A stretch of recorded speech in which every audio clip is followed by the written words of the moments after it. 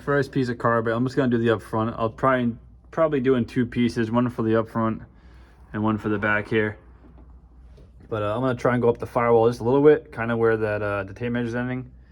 And so far, my first cut is gonna be, I think I'm gonna do 41 inches. That way it can like kind of just hang off the back. But I have it going down, across the floor, and up. And the seat's gonna cover it right here where it splits. And I think that's how some of them are ran in the original means, but I could be totally wrong.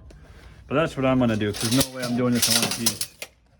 But I can do the whole front in one piece, and the whole back, hopefully in one piece. So yeah, I'll try and cut it up, and I'll try to get it back in, and then we'll go from there, and I'll show you what it looks like.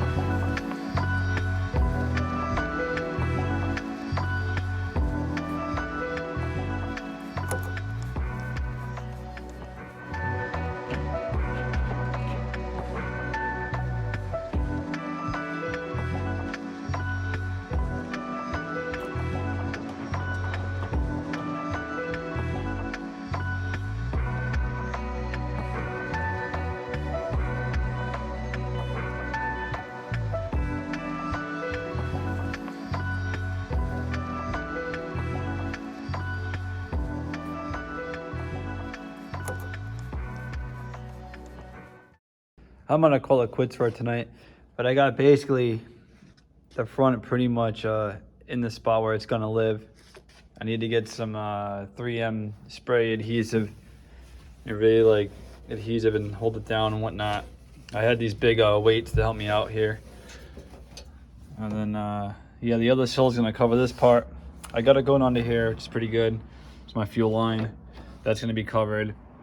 It's coming up the firewall a little bit over here. I don't know if I'm gonna trim it at the bottom over here so it shows some of the firewall. I think they have, like in a normal Mini, they have the whole floor, and then they have a separate carpet for up here and on the other side.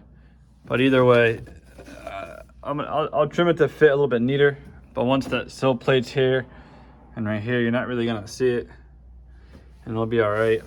And then I'll get like a nice, I'll probably wrap this whole loom too with the Tesa tape, just so it's all nice, one clean thick loom. I can't really fit it under the carpet. It's not long enough, unfortunately, so it's just gonna kind of have to,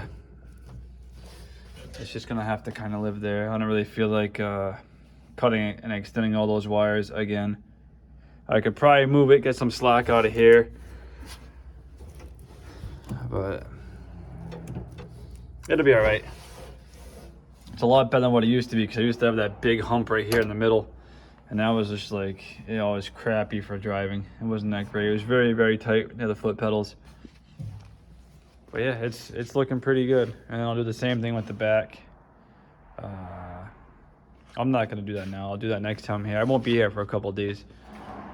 I'll probably come back and test fit the seat first before I do the rear carpet, just to make sure the seat clears all the wiring there. If it does, I'll make some kind of like a barrier between the wiring and the seat. But yeah, I put the sill plate back on up there. Come up pretty good. I like it. And I'll have to adjust up in the footwells too. But at least I got it pretty much laid down.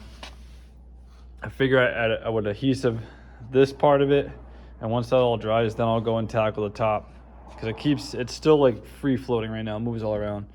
But that's where I'm gonna end it tonight. I'm gonna dismantle one. I already dismantled this one.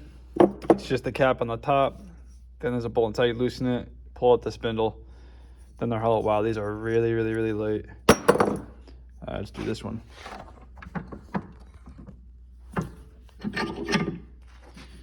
clamped up in the vise. I'm gonna hold the pedal here. Hold on a second, put the camera down.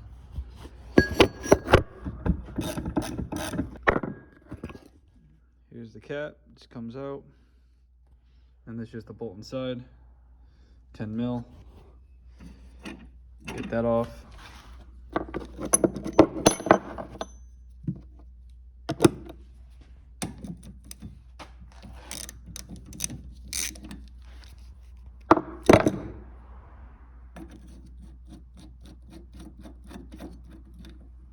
Don't lose the bolt. Nut.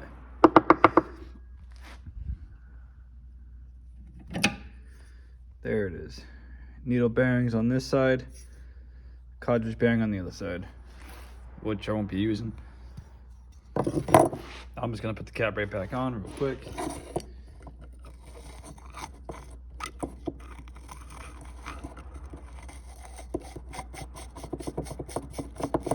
And I'll just wipe out the grease on the back side here. We'll have 2 pedals.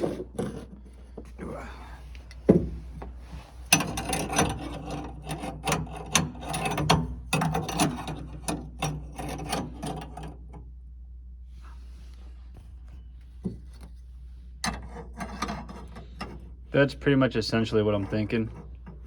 I think that'll be all right. I'm just gonna drill 2 holes, 1, 2. I'll countersink them, and then I'll just use my nice little blue fender washers just to tie it in. And I can bolt it right into this, which I hate to drill these holes bigger, because if this doesn't work, these will have ugly holes in them, even though there's already ugly holes in them now. But I think they'll be cool.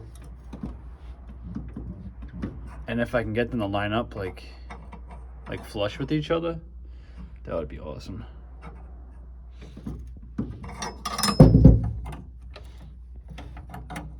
Yeah.